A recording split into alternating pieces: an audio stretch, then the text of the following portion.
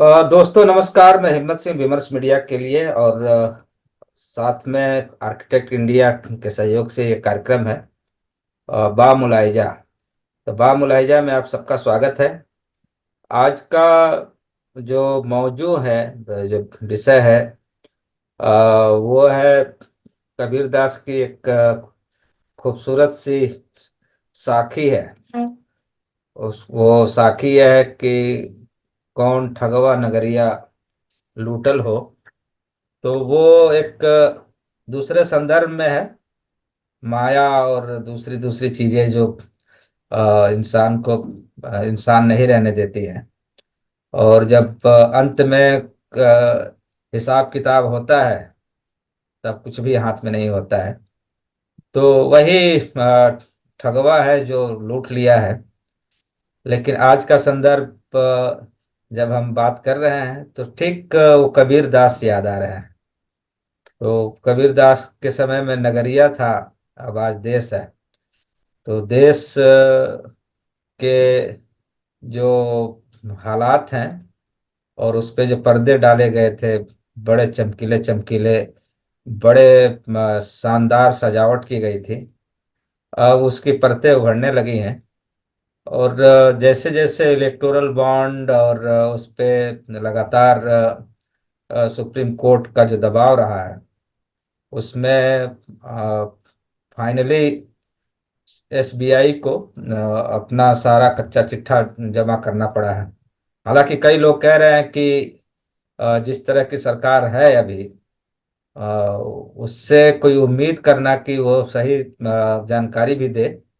लेकिन बावजूद इसके कि जितना दबाव सुप्रीम कोर्ट की ओर से हुआ, आम नागरिकों की ओर से हुआ है, तो थोड़ा सा तो उसका असर पड़ा है।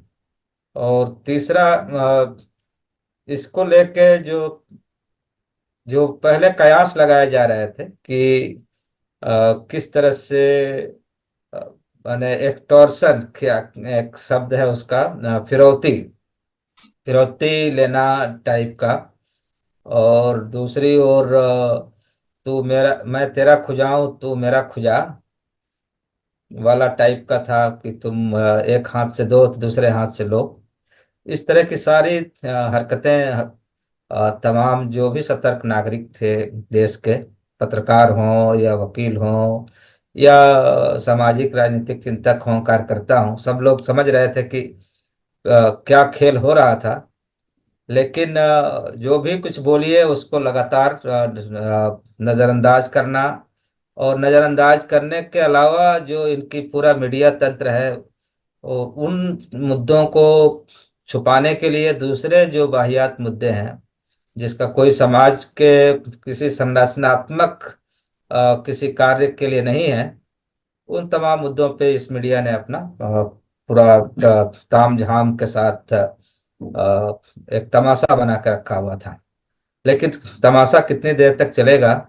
लगातार एक और भुखमरी है, दूसरी ओर ये दावे किए जा रहे हैं कि हम विश्व गुरु बनने जा रहे हैं। तीसरी ओर दावे किए जा रहे हैं कि हम जो है 5 ट्रिलियन इकोनॉमी है। तो ये सब दावों के बीच लगातार जिस तरह की इकोनॉमिक कंडीशन बनती जा रही है, बड़े जो विशेषज्ञ हैं उनके तमाम चेतावनियों के बावजूद ये सब कुछ अ, होता रहा, और बड़े ठसक के साथ, ठसक की देखते हैं तुम क्या बिगाड़ लोगे। और उसकी जो अब आसपास तमाम जो लाव लश्कर है, उसमें मीडिया से लेके ईडी सीबीआई, इनके जो आरएसएस का पूरा तंत्र है, ये पूरी मतलब खुल के लग गया था। और ये हो गया था कि अब हम बहुसंख्या में हैं। और चूंकि आज एक बहुत सनसनीखेज मामला है, वो है भारत बायोटेक, जहाँ से वैक्सीन बन रही थी, कोरोना की जो दवाई बन रही थी, टीके लग बन रहे थे, उसके बारे में एक सनसनीखेज खुलासा हुआ है कि जो इसके मालिक हैं, पूनावाला साहब, उन्होंने 52 करोड़ रुपए एक ही दिन भाजपा को दिया। तो भाजपा को दिया, और वैसे समय में दिया जब देश में त्राहिमाम त्राहिमाम मचा हुआ था। तो ये तो बात समझ में आ रही थी कि बहुत बड़ा गेम हो रहा है, और दुनिया की सबसे बड़ा ये बताया गया कि हम वैक्सीन लगाने वाले या देने वाले, वो भी मुफ्त वैक्सीन देने वाले सबसे बड़े, दुनिया का सबसे बड़ा देश हम बन गए हैं। तो ये तो दिखाने के लिए थे, पर्दे के पीछे 500 मिलियन डॉलर कर्जे भी लिए गए, उससे भी ज्यादा है। और हमारे साथ जो हमारे एक्सपर्ट हैं, वो विघ्नेश भाई, तो विघ्नेश भाई से हम बात करेंगे ही कि पूरा मामला क्या है। और हमारे साथ सुनील चौधरी जी भी जुड़ गए हैं बिहार से। तो नमस्कार। जी, जी, तो आप सभी का बहुत बहुत स्वागत है। अ, विघ्नेश भाई, जी जी कई कई मतलब इसमें चीजें आई। जी इलेक्टोरल बॉन्ड है, दूसरा पेगासस है, तीसरा फिरौती है, चौथा जो है क्या बोलते हैं, राफेल है, या कई लगातार अ, मतलब जो भी इसके एक्सपर्ट्स लोग हैं लगातार बता रहे थे कि क्या बहुत बड़ा खेल हो रहा है। पीएम केयर फंड भी है। तो कितना बड़ा भ्रष्टाचार का पूरा एक कहिए कि महासागर है। मतलब गंगोत्री और ये वो सब कहना बहुत छोटा एक उसका टर्म होगा।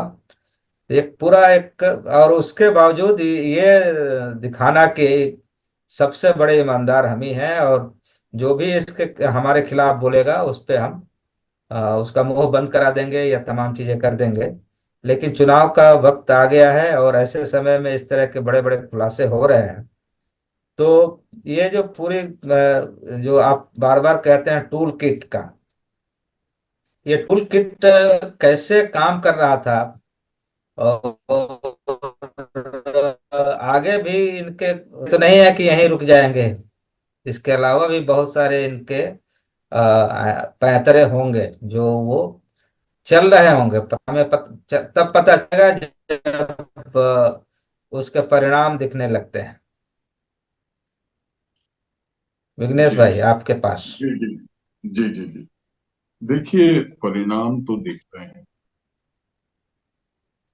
ये जो 67 लाख के करीब बच्चे बिना अनाज के दिन भर बिना अनाज के सो रहे हैं,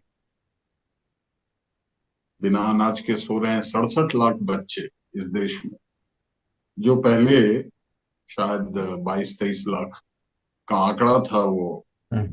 67 लाख पे 67 लैक्स पे पहुंच गया। हम्म। वो भी तो एक असर है। किसान किसानों की आत्महत्या दर देख लीजिए, बेरोजगारों की आत्महत्या दर देख लीजिए, जो महंगाई है वो देख लीजिए। तो इनडायरेक्ट इम्पैक्ट, जो अप्रत्यक्ष असर है, वो तो दिख रहा है। इससे पहले कि आगे बढ़ूं, एक अपडेट दे देना चाहता हूं कि चुनाव आयोग ने अपने वेबसाइट पे जो डिटेल्स एसबीआई ने मुहैया करवाए थे उन्हें वो डाल दिया। अब कल उम्मीद है, कल से परसों तक बहुत सारे डिटेल्स आएंगे। लेकिन आज इंडियन एक्सप्रेस ने, जिनका हिंदी वर्जन जनसत्ता का है, और उम्मीद करूंगा वो क्लिप लगा देंगे आप, वो उसका एक उसकी एक तस्वीर आप लगा देंगे। तो उन्होंने एक खुलासा किया। उन्हें एक चीज समझ में आई कि एक दिन में जिस सीरम इंस्टीट्यूट को, जो तहसीन पूनावाला जी का है, और तहसीन पूनावाला जी अ, से मोदी जी का संबंध कोई छुपा हुआ नहीं, तो तहसीन पूनावाला जी की कंपनी से भारतीय जनता पार्टी को इलेक्टोरल बॉन्ड्स के रूप में एक दिन में 52 करोड़ रुपए का डोनेशन आ जाना, और वो भी तब जब भारत सरकार ने सीरम इंस्टीट्यूट को वैक्सीन डेवलप करने के लिए 3,000 करोड़ रुपए का की सहायता दी थी। सिर्फ 52 करोड़ आए हैं या एक दिन का ये आंकड़ा है, आंकड़ा बढ़ सकता है, ये तो बाद में पता चलेगा। और इसका विश्लेषण भी समय के साथ होगा, लेकिन प्राइमा फेसी ये तो पता चलता है कि वैक्सीन बनाने के लिए अगर हम किसी संस्थान को, किसी रिसर्च इंस्टीट्यूशन को सहायता दे रहे हैं, और वो फिर बदले में एक बड़ी रकम पार्टी के को चंदे के तौर पे दे रही है, तो मामला इतना सीधा तो है। इतना ही नहीं है। वो भी आपातकालीन स्थिति थी। नहीं, इतना ही नहीं है। देश में आपने, कह रहा हूँ कि आपातकालीन स्थिति थी, बड़ा संकट था।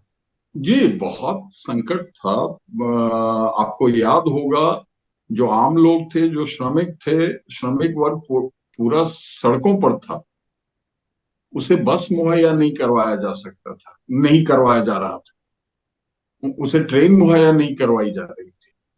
जबकि भारत सरकार को जो आंकड़े अभी तक उपलब्ध हैं हम लोगों के पास, आईएमएफ और बाकी जो वैश्विक संस्थान हैं, जिन्हें जो सत्तासीन लोग हैं वो विदेशी ताकत कहते हैं जी। अक्सर, तो उन विदेशी ताकतों से लगभग 72,000 करोड़ का लोन, ऋण लिया जाता है वैक्सीन डेवलप करने, उसे घर घर तक पहुंचाने के नाम पर। फिर वर्ल्ड हेल्थ ऑर्गेनाइजेशन शायद, या फिर वर्ल्ड ट्रेड ऑर्गेनाइजेशन, मैं थोड़ा सा स्पष्ट डब्ल्यू नहीं हूं। डब्ल्यू एच ओ है और IMF है। हाँ, WHO है ना। तो हाँ वर्ल्ड हाँ। हेल्थ ऑर्गेनाइजेशन, विश्व हम्म, स्वास्थ्य संगठन ने जी जी जी। लगभग 8,200 करोड़ के आसपास का, जहां तक मुझे याद आ रहा है, हम्म। की सहायता ग्रांट के तौर पे की। मतलब उन्होंने ये सहायता राशि दी थी कि आप आ, इंडिया में वैक्सीनेशन हर हर हर गरीब से अमीर तक सबको अवेलेबल करवाएं इसके लिए। तो कुल मिला करके रखिए आपकी सॉरी, 80-81 हजार करोड़ रुपए विदेशों से ऋण और सहायता ग्रांट के। राशि के रूप में प्राप्त, सहायता राशि के रूप में प्राप्त हुई।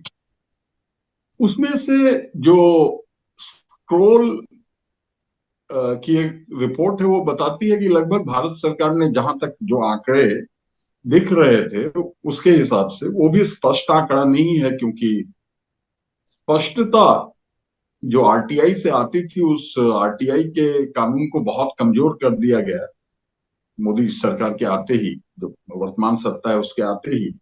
और अब आरटीआई से जानकारियां उपलब्ध नहीं हो पाती, खास करके पीएम केयर की तो जानकारियां किसी हिसाब से उपलब्ध नहीं हो पाती हैं, क्योंकि जब आरटीआई लगाई जाती है तो बहुत सारे आरटीआई एक्टिविस्टों ने ये शेयर किया है कि आरटीआई लगाई जाती है तो वो कहते हैं कि नहीं, ये सरकारी संस्थान नहीं है, प्राइवेट संस्थान है, और हम आपको जानकारियां मुहैया नहीं करवा सकते। लेकिन उस संस्थान की, पीएम केयर की जो कार्यकारिणी है, वो सरकारी लोगों से मिलकर बनी हुई है। माननीय प्रधानमंत्री, गृह मंत्री, और बहुत सारे लोग, रतन टाटा जी हैं, करिया मुंडा जी हैं, और भी कुछ लोग हैं जो इसके कार्यकारिणी में। और वो उसका एड्रेस भी पीएमओ का है शायद। या फिर प्रधानमंत्री के आवास का होगा। खैर जो भी है, वहां भी अब पीएम केयर में भी देखिए तो उसी कोविड वैक्सीन और डेवलप करने और उसकी अ, उसका उसे घर घर तक पहुंचाने, हर किसी को वैक्सीन देने के लिए स्टेट बैंक ऑफ इंडिया, यही स्टेट बैंक ऑफ इंडिया जो इलेक्टोरल बॉन्ड्स मामले में सरकार के साथ है, उन्होंने ही 11,000 करोड़ रुपए पीएम केयर को डोनेशन में दिया था। जी, चंदन सहायता राशि के तौर पे दिया। लेकिन पीएम केयर से कोई सहायता बाहर निकली हो, ऐसी कोई खबर आई नहीं। ये भी जांच का विषय है कि पीएम केयर से कितनी सहायता दी गई कोविड वैक्सीन के मद में। तो अब आप ये देखिए कि 82,000 करोड़, और सिर्फ मैं एसबीआई का, अभी ये बहुत ही अपूर्ण आंकड़े हैं और बहुत ही छोटे आंकड़े हैं। 82,000 करोड़ प्लस 11,000 करोड़ रुपए जो एसबीआई ने दिए, आप ये देखेंगे लगभग 93,000 करोड़ रुपए होते हैं। मतलब कुल मिलाकर के कम से कम 1 लाख करोड़ रुपए कम से कम की सहायता और ऋण वगैरह तो ली गई थी, जिसमें से 19,000 करोड़ रुपए के खर्चे का आंकड़ा मिलता है, बाकी नहीं मिल पाता। तो ऐसे में जब भारत बहुत ही दुर्गति की स्थिति में था, उस वक्त 52 करोड़ रुपए किसी राजनीतिक पार्टी को चंदा मिलना, वो भी उस संस्थान से जिसे उन्होंने 3,000 करोड़ रुपए की मदद दी, ये आंकड़ा बड़ा हो सकता है। ये एक बार का आंकड़ा है जो इंडियन एक्सप्रेस ने कहीं से निकाला है। तो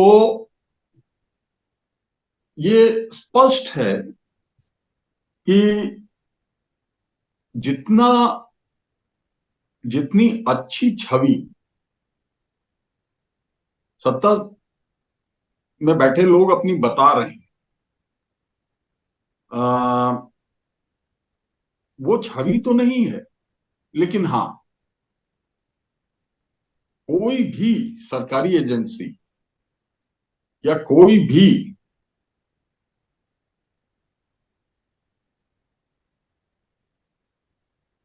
न्यायिक प्रक्रिया को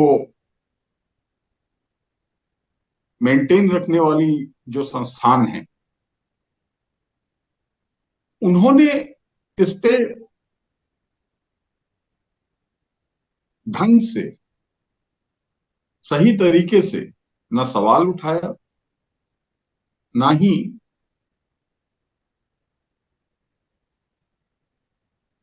इसके बारे में पूछताछ की।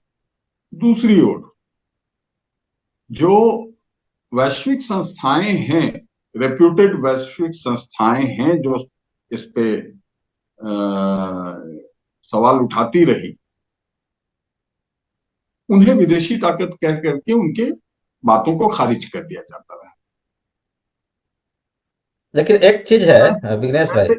हाँ, बस एक एक लाइन और जोड़, जी जी हाँ। एक लाइन और जोड़ देता हूं कि ये पैसे, जितने भी पैसे हैं, चाहे वो ऋण हो, चाहे वो ग्रांट हो, चाहे वो किसी और तरीके से जमा किया गया पैसा हो, इसकी जब भरपाई करनी होती है तो वो जनता के पैसों से की जाती है। कोई कॉरपोरेट इसकी भरपाई नहीं करता, वो जनता के पैसों से की जाती है। दूसरी बात आखिरी में मैं कहना चाहूंगा ताकि स्पष्टता आ जाए कि इतने के बावजूद 400 से 1,400, मेरे ख्याल से 450 से लेकर के 1,400 1,800 रुपए प्रति व्यक्ति वैक्सीनेशन के लिए लोगों से भी लिया गया। तो, तो फिर लोगों से पैसे क्यों लिए गए? और लोगों से पैसा लेने के बाद तारीफ इस बात की जानी चाहिए कि बहुत सारे ऐसे विज्ञापन आए कि मोदी जी ने अपनी ओर से आपकी सहायता की है आपको वैक्सीनेशन दिलवाया। अरे मतलब बड़े बड़े विज्ञापन छपते थे, 100 करोड़। 200 करोड़ हाँ वैक्सीनेशन है। जी। अब कहिए 140 करोड़ के देश में 200 करोड़ वैक्सीनेशन, थोड़ा ज्यादा हो गया है। खैर, जो भी है, तो मान कुल मान लेते मिलाकर हैं के, तो हाँ, कुल ऊपर से। मिलाकर जी। कुल मिलाकर इतनी अस्पष्ट स्थिति है। हम्म। हाँ, ये है कि देश में जो 25-30% लोग हैं, जो हर बात पे जो कोरोना के वक्त में तालियां बजा सकते हैं, थालियां बजा सकते हैं, जिनका स्तर इस हद तक आ, क्या बोलूं, इसके लिए शब्द ही नहीं है मेरे पास। जी। आ, जी, हो गया है। हाँ हाँ। जिन जो इस स्तर पर पहुंच गए हैं कि ताली बजा रहे थे, थाली बजा रहे थे, तो उन्हें तो नहीं दिखेगा कुछ भी। लेकिन जो जागरूक लोग हैं, जो देश के बारे में सोचते हैं, जो देश की चिंता कर रहे हैं, देश मतलब वही 140 करोड़ लोग, भारत माता मतलब वही 140 करोड़ लोग, उनका क्या। जी। अब नहीं, मतलब ये था कि अ, मैं कुछ आप मैं उसमें जोड़ना चाह रहा था, लेकिन अभी दिमाग से निकल गया। कोई बात नहीं, अभी हाँ सुनील भाई जी। के बाद आप। हाँ हाँ, जी जी जी। तो सुनील भाई साथ में जुड़ गए हैं, आरा से हैं।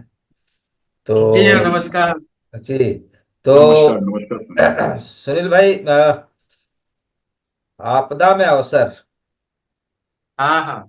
का जो पूरा एक नारा दिया था प्रधानमंत्री नरेंद्र मोदी ने, तो इसमें एक जो सबसे बड़ा एक मामला होता है कि आपदा में आप संबल बनना चाहते हैं।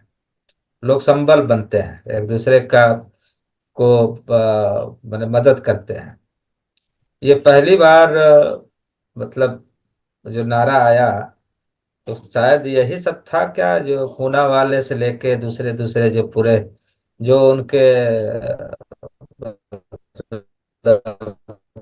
डियर एंड डियर जो नहीं थे उनको बनाया गया। क्या बोलते हैं, एक तुलसीदास वाला भी काम कराया गया। तो ये जो पूरा तंत्र चल रहा था, हालांकि आप सब लोग बीच बीच में कुछ कुछ बोलते रहे हैं, लेकिन सरकार की ओर से तो पहले, वो बाद में, लेकिन आसपास हमारे जो लोग हैं, जो बना हुआ है तंत्र, वही लोग आपको मतलब बुरी तरह से एंटी नेशनल, क्या बोलते हैं, अर्बन नक्सल, क्या क्या सब कह के आपको पहले ही खारिज कर रहे थे। तो जी, अब तो खान मार्केट गैंग, टुकड़े टुकड़े हाँ, गैंग, बहुत सारे अवार्ड गैंग। वापसी गैंग। जी जी। जी जी। तो अब तो परतें खुलने लगी हैं सुनील जी। हाँ, देखिए, इलेक्टोरल बॉन्ड का जो पारदर्शिता के नाम पर लाया गया था, इससे राजनीतिक पार्टियों के पास पारदर्शिता है कि चुनाव के दौरान, जी और इसके लिए इलेक्टोरल बॉन्ड के माध्यम से उन्हें चंदा दिया जाए। अब इसमें सबसे बड़ा चीज जो हम लोगों को सोचना है कि सबसे बड़ी बड़ी जो कंपनियां हैं, जैसे अभी हम डाटा देख रहे थे, तो एक एक दिन में 52 करोड़ वो चंदा दी है, इलेक्टोरल बॉन्ड का वो खरीदारी की है। इसका मतलब एक दिन में 52 करोड़, एक एक करोड़ का चूंकि हाईएस्ट था, तो एक एक करोड़ का करके लगभग 52 करोड़ खरीदी है। और कई कंपनियां इसमें इसमें आपका मेगा इंजीनियरिंग है, पिरामल है, सन फार्मा है, वेदांता है, ये सारी कंपनियां हैं। भारती है, एयरटेल है, डीएलएफ है, कमर्शियल डेवलपर्स है, अपोलो टायर्स है, लक्ष्मी मित्तल है, इडलवाइज है, पीबीआर है, केवेंटर है, सुला वाइन है, वेल्सपन है, सन फार्मा है। तो ये तमाम जो कंपनियां हैं और बहुत सारे जो लोग हैं, तो सोचना यहां से है कि ये बीजेपी, कांग्रेस, तृणमूल कांग्रेस, जो 24 पार्टियां हैं, सारे पार्टियों को इन लोगों ने चंदा दिया। सबसे ज्यादा इसका चंदा बीजेपी के पास गया, लेकिन कोई पॉलिटिकल पार्टी इसके पहले सार्वजनिक नहीं की। यह दुख की बात है। विपक्ष की पार्टी भी सार्वजनिक नहीं की कि ये 1 करोड़ का चंदा हमारा इस कंपनी के नाम से आया है। अगर वो करती तो थोड़ा ज्यादा ये रहता है कि पारदर्शिता है इसमें। एक तो भाजपा को भी करना चाहिए था कि ये लोग हमको चंदा दे रहे हैं, तभी पारदर्शिता आती, लेकिन उस चंदे को छुपाया गया। यह लोकतंत्र के लिए सबसे बड़ा एक खतरनाक पहलू है कि जिसे जनता को जानने का हक है लोकतंत्र में, उसे छुपाया गया। और तमाम पॉलिटिकल पार्टी यहां पर एक मत से एक रही। अगर वो अपने चंदे का विवरण अगर भाजपा नहीं दी, लेकिन कांग्रेस दे दी रहती, टीएमसी दे दी रहती, जदयू दे देती, आरजेडी दे देती, तो भाजपा पर और ज्यादा प्रेशर बनता एक विपक्ष के नाते। लेकिन विपक्ष ने भी उस चीज को ट्रांसपेरेंसी नहीं लाया। तो हम लोग को सोचना है कि क्या जो राजनीतिक पार्टियां हैं वो एक तरीके से चल रही है इस लोकतंत्र में, और जहां इसमें लड़ना है, इसके पहले भी चंदा लिया जाता था, जो जनता से डायरेक्ट चंदा लिया जाता था और छोटे छोटे अमाउंट लिए जाते थे। लेकिन ये बड़े जो अमाउंट लिए गए और इसे छिपाया गया, तो इसे खुलकर आना चाहिए था, जो नहीं आया। यह निश्चित रूप से जो हमारा मैं कॉन्स्टिट्यूशन है, जो हमारा यहाँ थोड़ा लोकतंत्र है। रोकना चाहता हूँ। जी हाँ जी जी जी जी जी।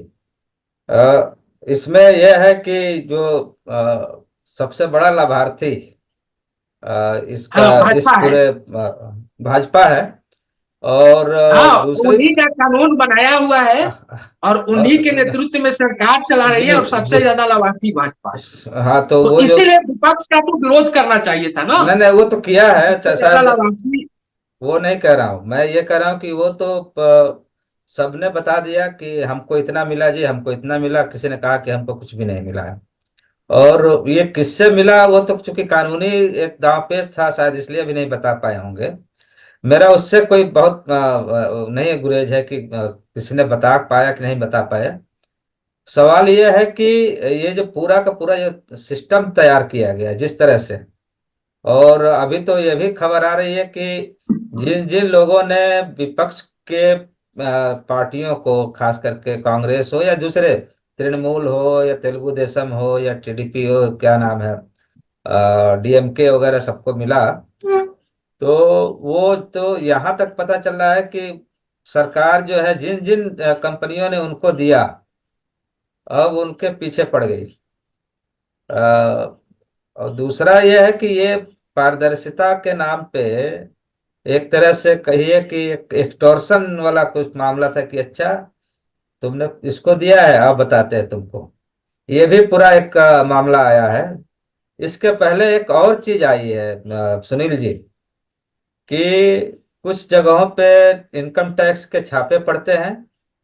और 335 करोड़, क्या विघ्नेश जी शायद मैं गलत हूं तो आप उसको ठीक करिएगा, 335 करोड़ उनके अकाउंट में आए। और ईडी और सीबीआई जो है वहां से गायब हो गई। एक शायद भोपाल के दो भाइयों का भी मामला आया कि किस तरह से उन्होंने दिया और जेल से बाहर हो गए। तो हम कह रहे हैं कि ये जो पूरा का पूरा इलेक्टोरल तो एक उसका एक पार्ट है ही।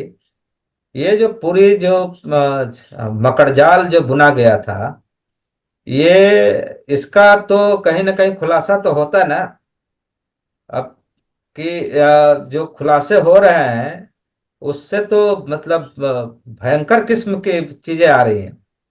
भाई किसी को किसी ने दिया, वो एक तो दिया, वो इलेक्टोरल बॉन्ड के जरिए दिया, वो तो उसको तो मतलब खुलासा हो गया है।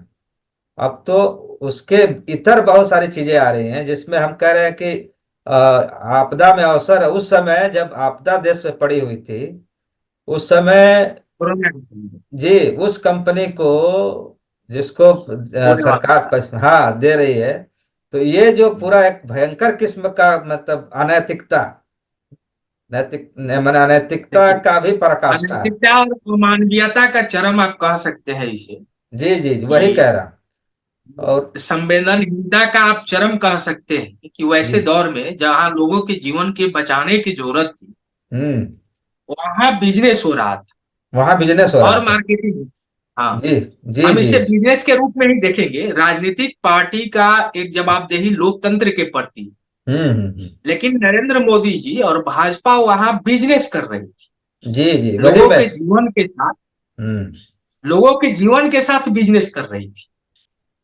और फिर अपना ब्रांडिंग और प्रमोशन जो कर रही थी कि हम मानवीयता की सेवा कर रहे हैं, देश की सेवा कर रहे हैं, लोगों को सेवा कर रहे हैं, लोगों का जान बचा रहे हैं। हम्म। तो यह जो चेहरा है, यह अमानवीय एक चेहरा आप देखेंगे। और कंपनियों के साथ मिलकर, कंपनियों के साथ पूरे घाल मिल करके जिस तरीके से यह चेहरा सामने आ रहा है, सुप्रीम कोर्ट को हमें जरूर धन्यवाद कहना चाहिए, जिसके माध्यम से ये चीजें सामने आ रही है। तो निश्चित रूप से जो इस सुशासन की हम बात कर रहे थे, सबका साथ और सबका विकास की बात कर रहे थे, और सबका विश्वास है, जी जी। यह सारी चीजें टूट रही। सबका साथ, सबका विकास और सबका विश्वास की चीजें जो है, अब वो टूट रही। अब वो जनता के सामने आ रही है कि भाई इसमें कोई विश्वास की बात नहीं है, कोई हम्म। विकास की बात नहीं है, और सबका साथ का भी बात नहीं है, कुछ लोगों के साथ की बात है, और उन्हीं का विकास है और उनके प्रति विश्वास है। जी। तो हमको लगता है कि ये सरकार इसी ट्रैक पर ज्यादा काम की है, हम्म। और इसी ट्रैक को लेकर इस लोकतंत्र के सहारे फिर 2024 का चुनावी जो जंग है वो जीतने का प्रयास है। जी जिसमें आप देखिएगा कि ब्रांडिंग और प्रमोशन चेहरों का जिस तरीके से हो रहा है और जिस तरीके से उसका मार्केटिंग किया जा रहा है, तो पूरे लोकतंत्र को ही अब सीधे सीधे कहिए कि मार्केटिंग हो गया है। उसको मार्केटिंग के तरीके से खेला जा रहा है कि बस प्रॉफिट कमाना है, एडवर्टाइजमेंट कुछ भी करना है, और चुनाव जीतना है। और इसके बाद जनता अपना समझे, जनता का जीवन जो है वह कबाड़ खाना में जाए, ये इनके साथ चल रहा है। जी।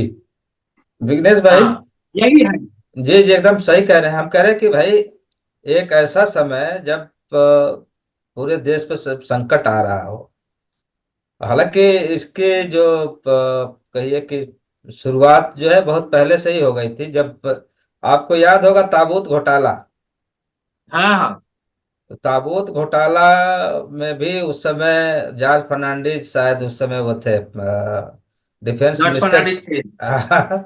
तो कहीं उसी का मतलब अगला वो तो नहीं था, क्या नाम है हाँ हाँ, अगला करण। करीब भी हो सकता है, मान उस सकते हैं। देखिए, भ्रष्टाचार का कोई सीमा नहीं है।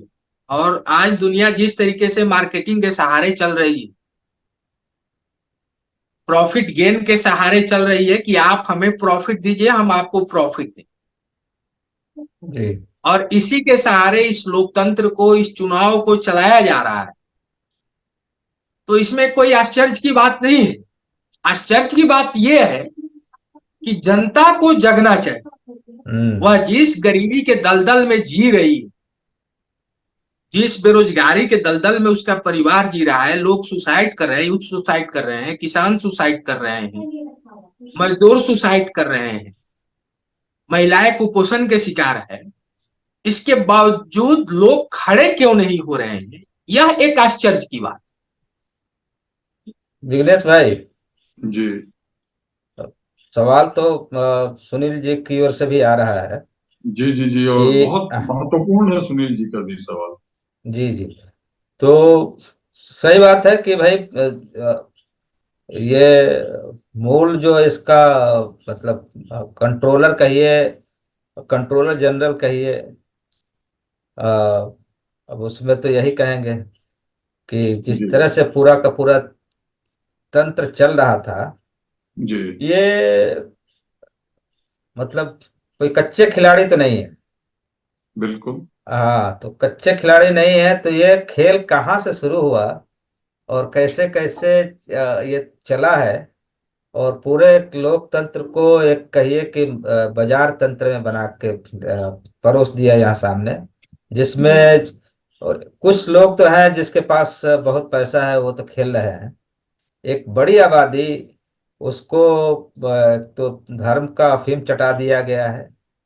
ऊपर से एक कहिए कि पीड़ा पर पीड़ा में सुख पाने का जो अनुभूति बता दी गई है कि फलाने जाति के लोग मारे जा रहे हैं तो बहुत अच्छा हुआ, फलाने धर्म के लोग मारे जा रहे हैं तो बहुत अच्छा हुआ, उनको मोदी जी ने टाइट कर दिया, बहुत अच्छा हुआ। ये भी शायद इस पूरे टूल किट का हिस्सा है। तो थोड़ा सा मैं जानना चाहूंगा कि ये इस अमानवीय मतलब, बाकी तो चलिए ठीक है, प्रॉफिट लॉस और दूसरी चीजें होती हैं, बिजनेस होता है और कोई भी बिजनेस करेगा, लेकिन जब लोकतंत्र को बिजनेस का मॉडल बना दिया जाएगा, तो ये तो लोकतंत्र तो मतलब छोड़ दीजिए, एक न्यूनतम जो मानवीय पहलू है वो भी सब गायब हो जा रहा है। जी तो जी हाँ, तो मतलब आने वाली जो भी सरकारें आएंगी या जो भी आएंगे, तो जी उनके लिए भी तो बहुत बड़ा मतलब एक कहिए कि कटीली मतलब झाड़ियां रोप रोप दी गई हैं, जिसको आम साफ सुथरा बनाने में ही कई साल लग जाएंगे। जी बाकी तो बिल्कुल। जी जी एक्चुअली अभी बहुत पीछे नहीं जाऊंगा। कॉन्सेप्चुअली कॉन्सेप्चुअली ये 25-30 साल पीछे जाना पड़ेगा इस टूलकिट की जो शुरुआत है। कॉन्सेप्चुअली जब ग्लोबलाइजेशन और इकोनॉमिक लिबरलाइजेशन ने शक्ल लिया, ठीक है, लेकिन तब इस टूल किट ने शेप नहीं लिया। इस इस टूल किट ने शेप उसके 5-10 साल बाद लिया, 5-7 साल बाद लिया। उस पे हम लोग बहुत विस्तार से चर्चा करेंगे, लेकिन एक दो पॉइंट्स मैं दे देता हूं कि उसके बाद जो आइडियाज उमड़ घुमड़ के जो कॉरपोरेट लॉबी है उनके पास आए, वो आइडियाज बहुत खतरनाक थे। वो आइडिया क्या था? तो वो था जो भारत एक डिसेंट्रलाइजेशन के मॉडल पे चल रहा, जिसको आप एकदम बेसिक या भाषा या संस्कृत में कहेंगे सर्वजन सुखाय सर्वजन हिताय। Decentralisation, decentralisation of economy, decentralisation of power. आपको याद होगा 1984 में ये पंचायती राज व्यवस्था का बनना शुरू हो गया था। राजीव गांधी जी के मृत्यु के बाद फिर नरसिम्हा राव जी के सरकार में उसे लागू भी कर दिया गया। वही चीज, ये तो ग्रामीण अर्थव्यवस्था के लिए थी, वही चीज अर्बन जो शहरी निकाय जितने हैं उसमें भी किया गया कि जो पावर है उसका डिसेंट्रलाइजेशन, उधर पंचायत को स्ट्रांग किया गया कि नीचे स्तर पे पावर पहुंचना शुरू हो, और इधर शहरी निकायों में जो डिसेंट्रलाइजेशन ऑफ पावर का अ, जो एक कॉन्सेप्ट था उसको लागू किया गया। शहरी निकायों के चुनाव और वार्ड कमिश्नर लेवल से लेकर के वो जो पावर का डिस्ट्रीब्यूशन था, क्योंकि उससे पहले पावर जो है वो बहुत ही सेंट्रलाइज्ड किस्म का था, बहुत ज्यादा नहीं, जिले से शुरू होता, ब्लॉक से शुरू होता था। तो ब्लॉक में अधिकारियों के पास पावर होती थी, जिले में कहीं जाकर के जो जनप्रतिनिधि हैं और जो विधानसभा में जनप्रतिनिधि होते थे वो लोग उसको देखते थे। खैर उसके डिटेल में अभी नहीं जाते हैं। तो सीधा पावर की बात कर रहा था, और यही चीज इकोनॉमी में भी थी, यही चीज अर्थव्यवस्था में भी थी कि आप कोऑपरेटिव के माध्यम से, आप स्वयं सहायता समूहों के माध्यम से, आप बहुत सारे ऐसे समूहों के कॉन्सेप्ट्स हैं जिनके माध्यम से आप तो बहुत बेहतर जानते हैं इन चीजों को, उनके माध्यम से जो छोटे छोटे शहरी और ग्रामीण जो ग्रुप्स हैं बन के आते थे और सामूहिक रूप से कुछ करना चाहते थे, कुछ काम करना चाहते थे, तो उनको सशक्त किया जाता था। अमूल, लिज्जत, जितने भी आपके एग्जाम्पल्स हैं वो धीरे धीरे करके बड़े हुए। सेवा बैंक, बहुत सारे एग्जाम्पल्स हैं। जो दुग्ध, जो श्वेत क्रांति आई, या जो पिंक रिवॉल्यूशन आया, जो हरित क्रांति आई, सब में इसका रोल। तो एक डिसेंट्रलाइजेशन का मॉडल हम लोगों ने अपनाया हुआ था, जिससे कि पावर और अर्थव्यवस्था दोनों का डिसेंट्रलाइजेशन हो रहा था। दोनों थोड़ा या ज्यादा वो गांवों तक, दूर दराज के क्षेत्रों तक पहुंच रहा। हालांकि तब क्योंकि इकोनॉमिक लिबरलाइजेशन और ग्लोबलाइजेशन नहीं था, तो हमारे पास पैसे बहुत ज्यादा नहीं थे। उसमें कॉरपोरेट्स के जो रोल थे वो सीमित थे, इंडस्ट्रीज तक सीमित थे।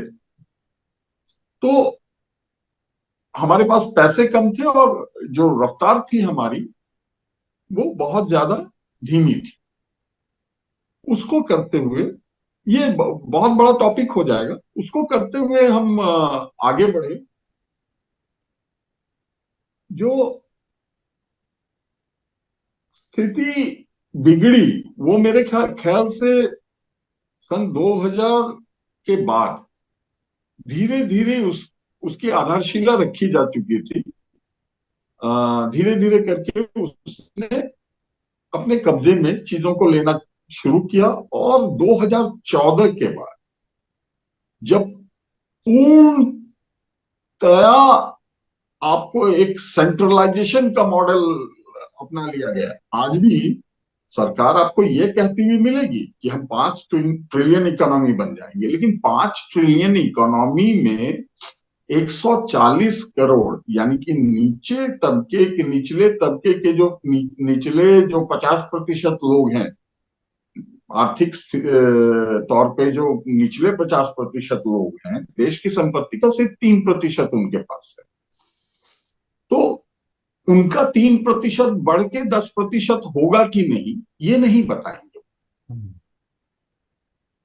ये वो इसलिए नहीं बताएंगे कि उन्हें पता है कि वो 3% से घट के 2.5% भी हो सकता है। वो उसमें बहुत सारी आत्महत्याएं भी हो सकती हैं, उसमें बहुत सारे लोग भूख से भी मारे जा सकते हैं, बीमारियों से भी मारे जा सकते हैं, बहुत तरह की, बच्चे मेल न्यूट्रिशन भी हो सकते हैं। 67 लाख बच्चों का तो हो ही गया, बच्चों का मेल न्यूट्रिशन बढ़ रहा है। तो ये स्थिति इसलिए आई कि हम लोगों ने अचानक से सेंट्रलाइज्ड मॉडल ऑफ इकोनॉमी को अडॉप्ट कर लिया, जिसमें जो 156 या 126 जो बड़े कॉरपोरेट घराने हैं, उनके हाथों में सारा पैसा दे करके उन्हें देश की सारी जो व्यवस्था है, जो सारे संस्थान है, वो धीरे धीरे करके उनके हवाले करते चले जाना। और सरकार जो है वो भी, आपने गौर किया होगा कि स्टेट के पावर को कम करते हुए धीरे धीरे सेंट्रल के हाथ में सारा पावर ले लेना, और सेंट्रलाइज्ड मैकेनिज्म से कुछ कॉरपोरेट की सहायता से देश को चलाया जाना, जिसमें कि जिसमें आम लोगों का कोई अधिकार नहीं, हो ही नहीं सकता। सेंट्रलाइज्ड मैकेनिज्म में आम आदमी के, आपने देखा भी, जो लेबर लॉज थे, भले ही उसमें बहुत सारी कमियां थी, लेकिन उनको जब लेबर कोड में बदला गया तो काम की अवधि बढ़ा दी गई, और उनका जो मेहनताना है वो घटा दिया गया।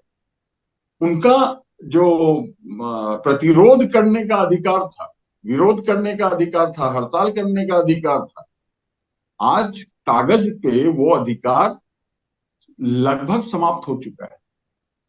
क्यों हो चुका है वो अलग बात है, लेकिन उनका अधिकार समाप्त हो चुका है, उन्हें पता ही नहीं है। वो भगवा झंडा लेके घूम रहे हैं, बेमतलब ही घूम रहे हैं, अपने खुद के खिलाफ घूम रहे हैं। तो इसलिए घूम रहे हैं कि सेंट्रलाइज मैकेनिज्म करने के लिए एक ऐसा इमोशनल मुद्दा चाहिए था जिस मुद्दे के माध्यम से लोगों को अपने कब्जे में किया जा सके। आप देखेंगे कि धर्म की गहराई का अता पता नहीं है भाजपा या आरएसएस के लोग, या ये जो उनके जितने संगठन हैं, बजरंग दल वगैरह वगैरह, वो समझते हैं कि धर्म जो है वो एक गैंग होता है जिसमें आप लाठी गोली बंदूक पता नहीं भाला क्या क्या लेकर के निकल जाते हैं, और जो आपके धर्म को नहीं मानता है उसको मारते हैं, पीटते हैं, लिंचिंग करते हैं और पता नहीं क्या करते हैं। तो उन्हें धर्म का ये मतलब बताया, हल्की फुल्की चीजें बताई गई, धर्म का एक हल्का सा डोज दिया। किसी भी ऐसे इंसान को जो आ, उनका ये भगवा झंडा लेके घूम रहा हो और जो दूसरे की लिंचिंग कर रहा हो, उनसे आप पूछ लीजिए कि सनातन धर्म में जो हमारे मूल देवतागण हैं वो कितने हैं और उनके नाम क्या क्या है।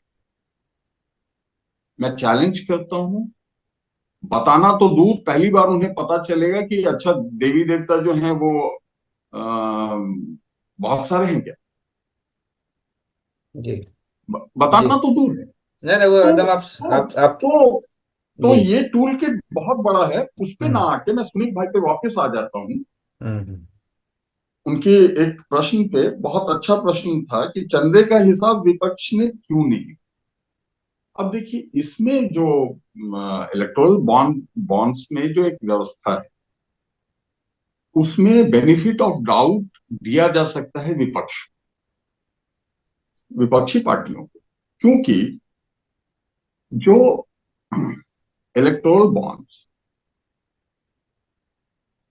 उनके पास पहुंचते हैं, अगर वो व्यक्ति जिसने चंदा दिया है वो खुद पहुंचाता है और बताता है कि मैंने पहुंचाया, मैंने आपको इतना चंदा दिया, वो रिकॉर्ड तो विपक्षी पार्टियों के पास हो सकता है।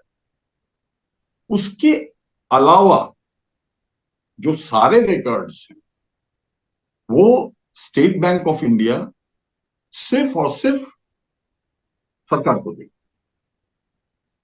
मतलब फाइनेंस मिनिस्ट्री को देगी, या बाकी कोई मंत्रालय अगर मांगे तो देगी। और रिपोर्टर्स कलेक्टिव के एक रिपोर्ट में ये खुलासा हो भी गया था, आज से 2-3 हफ्ते पहले हो चुका था, कि फाइनेंस मिनिस्ट्री को इसकी पूरी डिटेल सौंपी जा चुकी थी।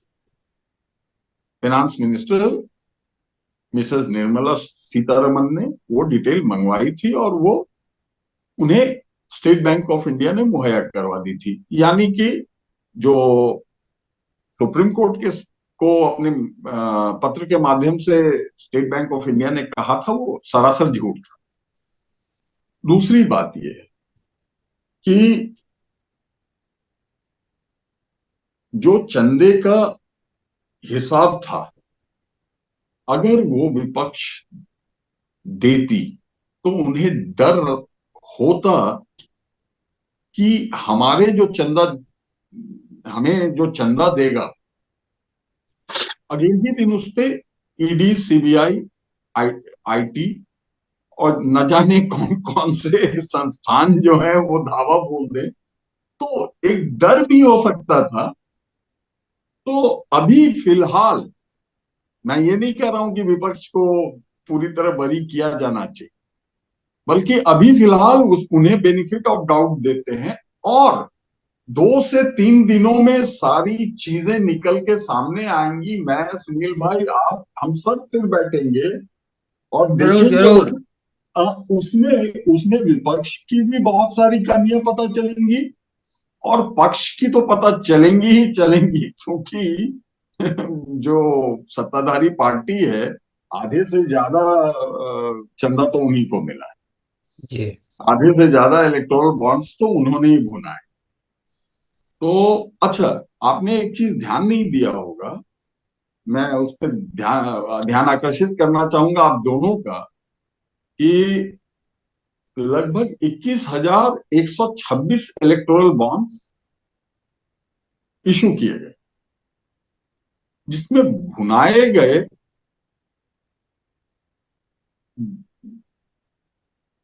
21,050, 21,176 है शायद, यानी 126 इलेक्टोरल बॉन्ड्स नहीं भुनाए।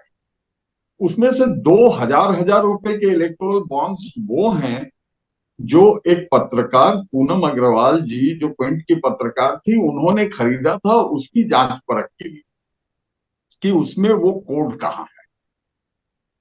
लेकिन उसके अलावा 124 जो इलेक्टोरल बॉन्ड्स हैं, वो किन्हे गए थे और क्यों नहीं भुनाए, किस डर से नहीं भुनाए, ये चीज भी बाहर आना बाकी है। जी वो तो जी जी वो आप सही कह रहे हैं। अभी चूंकि इसके साथ साथ सुनील जी, जी। हाँ अ, हाँ। विघ्नेश भाई ने वो कुछ कुछ चीजें बताया है कि कैसे, एक तो नरेंद्र मोदी जब आए सत्ता में, तब वो आए थे वो बड़े बड़े वादे करके, और दो एक तरह हजार से, चौदह हाँ 14 में, कि बहुत हुई महंगाई की मार, बहुत हुआ नारी पे अत्याचार, अब की बार मोदी सरकार, अरे पेट्रोल का आ जाएगा, क्या बोलते हैं 35 से 40 रुपए। हाँ जीएसटी खत्म हो जाएगा, क्या बोलते हैं ये जो आधार कार्ड के नाम पे जिस तरह से होती है, खत्म हो जाए। हाँ मैंने एक तरह से जिस डिसेंट्रलाइजेशन की बात विघ्नेश भाई बता रहे हैं, कि मतलब सबके हाथ में कुछ कुछ आ जाएगा, तो डिसेंट्रलाइजेशन ही तो हुआ एक तरह का, सत्ता हाँ हो, हाँ एक तरह का उसको ही तो डिसेंट्रलाइजेशन कहते हैं। लेकिन जो जो मिस्टर मोदी ने कहा कि ये नहीं करेंगे, उसको तो मतलब खुल के किया, चाहे वो आधार का मसला हो, चाहे जीएसटी का मसला हो, और चाहे मतलब नोटबंदी आप, का हो। हाँ नोटबंदी हो, क्या क्या नहीं हुआ। उसके बाद पेट्रोल का है, नारी पे अत्याचार का तो छोड़ ही दीजिए, वो कितना क्या क्या बढ़ा है। विघ्नेश भाई भी हाथ उठा रहे हैं हाँ जी, थोड़ा सा हाँ बोल हाँ, दीजिए। इसमें एक चीज जोड़ देना चाहता हूँ, मुझे जी याद आता है बार बार, पिछले 8-10 सालों से याद आता है, आज सोचा कि बोल ही दूं, कि एक कोई सलमान खान की फिल्म का डायलॉग सुना था मैं, कि मैं जो कहता हूँ वो जी जी वो नहीं करता, लेकिन जो हम्म, नहीं कहता हूँ वो जरूर करता। जी तो जी। जो एक इस बार मैं कार्य, कमिटमेंट, एक एक बार जो मैं कमिटमेंट कर देता हूँ, हाँ तो हाँ, हाँ फिर नहीं वो उसको, वो हाँ वो दूसरा था। हाँ हाँ कुछ इसी तरह का है। ये हाँ मैं जो कहता हूँ हाँ, वो नहीं करता, जो मैं जी नहीं कहता हूँ वो जरूर करता हूँ।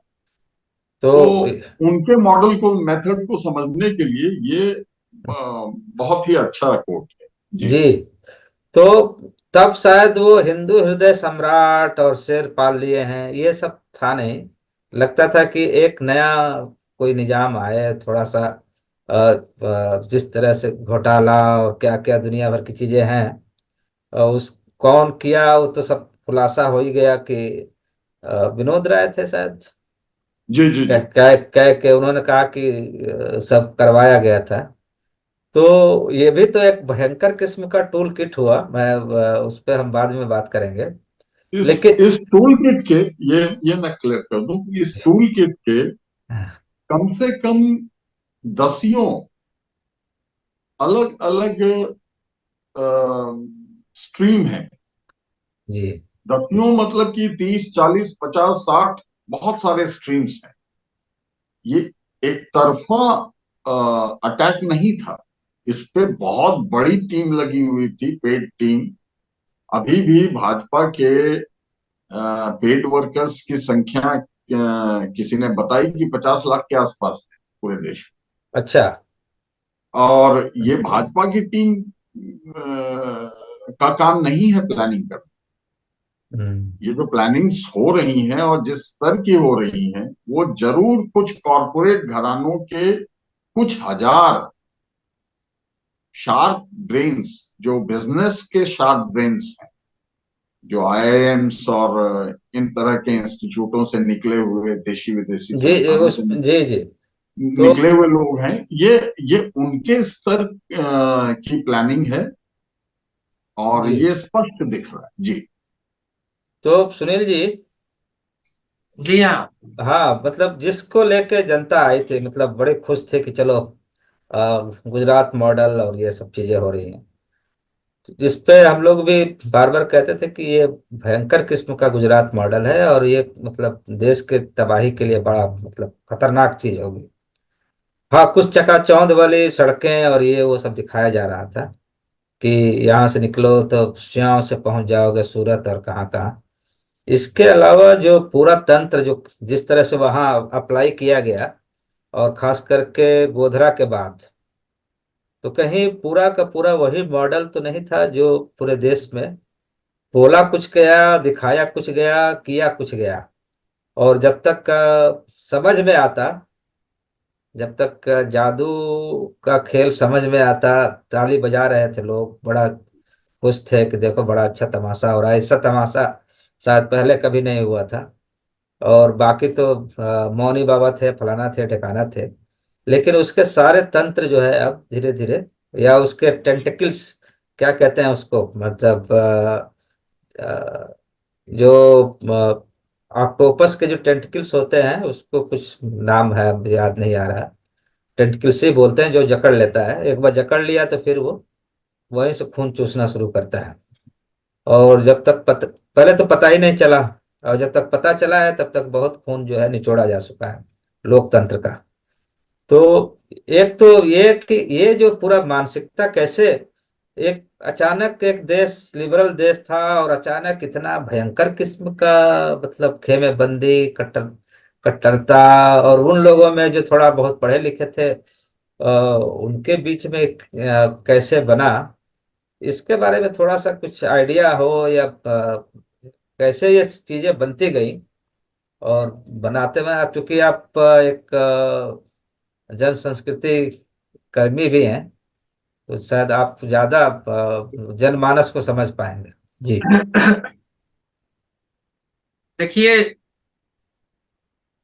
यह पूरा का पूरा राजनीति का हिस्सा है। आप इसे राजनीति का हिस्सा के रूप में ही देखिए कि जैसे जनता के अंदर जो है यह बहुत मतलब सीधा सीधा सवाल है कि भारत में बहुमत जो है वह हिंदुओं का है। तो जब भी हम राजनीति करते हैं और डाटा पर जाते हैं, तो जो डेमोक्रेटिक है तो वो देखता है कि डेमोक्रेटिक आदमी की संख्या कितना, नागरिकों की संख्या कितना हो सकती है। अगर उसको हम जोड़ लेते हैं तो हम राजनीति करने में सफल हो जाएंगे, चुनाव जीत सकते हैं। लेकिन जो धर्म की राजनीति करता है तो वो धर्म का डाटा देखता है, जो जाति की राजनीति करता है वो जाति का डाटा देखता है। और उसको लगता है कि ऐसे ऐसे हम जातियों को अगर संगठित कर लेते हैं तो ये हमारा लोकतंत्र जो है, इसमें बहुमत की हम सरकार बना सकते हैं। भाजपा के पास आप देखिएगा कि 89 के बाद, 92 में बाबरी मस्जिद गिरने के बाद उसके पास, उसके पहले ये डाटा आ चुका का था कि भारत में हिंदुओं की संख्या सबसे अधिक है। तो अगर हिंदुओं को संगठित किया जाए तो यह सरकार बनाई जा सकती है और फिर उसे धर्म के नाम पर चलाई जा सकती है। फिर उसमें भाग्यवाद भी है, हम जो करेंगे वो भगवान के सहारे छोड़ देंगे। लोग नौकरी मंदिरों में जाके मांगेंगे, जैसे कह रहे थे जिग्नेश जी। तो ये सीधे डाटा का सवाल है, और इस डाटा को संगठित किया गया और सरकार में बदला गया। और इसके बाद जो जैसे आप यूथ को कनेक्ट करने के लिए 2 करोड़ नौजवानों को रोजगार, तो भारत में जो बेरोजगारी थी, यूथ सड़क पर थे, वो सीधे कनेक्ट हो। किसान जिनकी हालत बदहाल थी, आत्महत्या कर रहे थे, उनके लिए कहा गया कि स्वामीनाथन आयोग की रिपोर्ट लागू करेंगे हमारी सरकार बनेगी तो एक तरफ आप वह देखिएगा, हिंदुओं को संगठित करना और सरकार बनाना, दूसरा तरफ विकास और का मॉडल एक देना और वेलफेयर का एक सपना दिखाना। तो ये हाइब्रिड स्वरूप में चीजें हमारे सामने आई और बहुत ही आक्रामक तरीके से प्रचार किया गया। आप देखेंगे कि डिजिटल मीडिया उसी समय 14 में ही आ रहा था, उसके पहले सबसे पहले अमेरिका ने यूज किया था कि एक जो राष्ट्रपति का चुनाव लड़ रहा है उसे कैसे मार्केटिंग करना है, कैसे ब्रांडिंग करना है, कैसे उसको बोलना है, क्या क्या मुद्दे रहेंगे, वो सर्वे कराया गया और सर्वे के अनुसार जहां जहां का जो समस्या था उस समस्या को वहां रखा गया। समस्या का हल होगा नहीं होगा इससे मतलब नहीं, जनता के हार्ट को कैसे टच किया जाए इस सवाल को वहां रखा गया। और इस राजनीति के सहारे आप देखेंगे कि भाजपा पार्टी अपनी सरकार बनाती है और सरकार में आती है, जिसमें पहली बार वो सोशल मीडिया को बड़े पैमाने पर यूज करते हैं और अपने कार्यकर्ता को बूथ लेवल तक ले जाते हैं। उसके पहले आपके पास बूथ कमेटी नहीं बनती थी, तो बूथ कमेटी तक ले जाते सांगठनिक रूप से। तो ये आप देखेंगे कि बहुत मजबूती से वह इस लोकतंत्र में, राजनीति में उतरते हैं। और जब वह ताकतवर होते हैं तो स्वाभाविक बात है कि फिर वह बोलेंगे भी, मारेंगे भी और बोलने भी नहीं देंगे। मैंने जबरा मारे रोवे जो न दे। कहावत है, हम्म। जो गांवों में कहावत चलता है, तो मारेंगे भी और बोलने भी नहीं। और जो भक्त है वो हंसी हंसी अपना फंदे पर लटकने के लिए तैयार है भाई। ईश्वर की यही इच्छा है, इसमें सरकार क्या कर सकती है? हमारे भाग्य में यही लिखा है तो सरकार क्या कर सकती है? तो एक बड़ा वर्ग इस तरीके का खड़ा हो गया लोकतंत्र में, एक अंधभक्तों का एक बड़ा जमात जो खड़ा हुआ, यह बहुत ही खतरनाक खड़ा हुआ और इस सरकार को टिकाने में उसकी बहुत महत्वपूर्ण भूमिका है। वह कुछ नहीं भी करेगा तब भी आप देखिए नरेंद्र मोदी जी की लोकप्रियता चरम पर है, हमारे देश में भी और पूरी दुनिया में भी दिखाया जा रहा है कि इनका लोकप्रियता चरम पर है। बाइडन डंका से बज भी रहा है, आगे इनकी लोकप्रियता, ये डंका बज रहा है और जी। देश में भी नंबर 1 पर इनकी लोकप्रियता दिखाया जा रहा है। यूट्यूब चैनल पर 22.4 मिलियन फॉलोअर्स है सिंगल नरेंद्र मोदी की यूट्यूब चैनल पर। तो ये जो लोकप्रियता एक रहस्यमय तरीके से गढ़ा गया है, सीधे सीधे कहिए, और जो मृग मरीचिका है और जिसके भ्रम में जनता फंसी हुई, अब वो धीरे धीरे टूट रहा है, बहुत धीरे धीरे। उसको जितना तेजी से टूटना चाहिए था, क्योंकि इंटेलेक्चुअल ग्रुप को जितना काम करना चाहिए था इस पर, वो काम ही नहीं। इंटेलेक्चुअल ग्रुप भी इसके झांसे में आके एक भ्रम की स्थिति में वो बने रहे। अब वो धीरे धीरे टूट रहा है, और टूट रहा है तो चीजें सामने आ रही है कि भाई हम तो अंधेरे में जी रहे हैं। यहाँ तो मृग मरीचिका था, यहाँ प्रकाश तो था ही नहीं, लेकिन उस अंधेरे को ही हम प्रकाश समझ रहे थे, उस अंधेरे को ही हम जीवन समझ रहे थे, और उस अंधेरे को ही हम लोकतंत्र भी समझ रहे, और नीचे से चीजें हमारी गायब थी। तो ये जादुई जो दुनिया एक निर्मित हुई है, उसी का असर रहा और शायद। उन्होंने मोदी जी ने की, हम्म, सरकार जी। ने और मोदी जी ने किया है। ये जादुई दुनिया का तिलिस्म जब टूटेगा हम्म, तब पता चलेगा कि हम कितने खाई में गिरे हैं और कितने अंधेरे में हम जी। जी रहे हैं। जी जी। विघ्नेश भाई, ये मामला है। जी जी। विघ्नेश भाई, जी जी। पूरा एक तिलिस्म गढ़ा गया। जी। वो कह रहे हैं कि डिजिटल पूरी एक, जो दुनिया आई, मैंने 10-11 के बाद काफी तेजी से हुआ। फेसबुक से लेके, व्हाट्सएप से लेके, ट्विटर, स्नैपचैट और पता नहीं कितने चीजें हैं जो हम सोशल अभी। मीडिया का जितने भी प्लेटफॉर्म है जी जी जी जी। तो एक तो ये जो पूरा और तिलिस। मार्केटिंग के जितने प्लेटफॉर्म, जी जी जी। ब्रांडिंग, प्रमोशन, ये हाँ। पहली बार हुआ कि प्रधानमंत्री के पद के लिए के साथ यूज किया गया। नहीं तो उसके पहले आप किसी भी लीडर का आप देखिएगा, उसके हम्म। सेक्रीफाइस का यूज किया जाता था। इन्होंने समाज के लिए ये किया है इसलिए इनको जिताई। जी लेकिन पहली बार 2014 में भारत में उसका ब्रांडिंग, प्रमोशन और मार्केटिंग किया गया, जिसे हम गुजरात मॉडल के भी नाम से जानते जी, हैं। एकदम आप सही कह रहे हैं। तो एक और सहानुभूति भी है, एक और पीड़ा भी है, एक एक दूसरी ओर जो है एक पूरा एक छद्म क्या बोलते हैं उसको, गर्व भी है, मतलब अभिमान हाँ, कि। पूरा गर्व। हाँ, मतलब हिंदू ये भी नहीं कर सकता, हिंदू वो भी नहीं कर सकता, हिंदू गू भी नहीं खा सकता, मतलब इस टाइप का। और तुम क्या हमें सिखाओगे टाइप का। दूसरी ओर एक ये भी है कि हम बहुत सताए गए, और सताने का जो पूरा एक तौर तरीका है।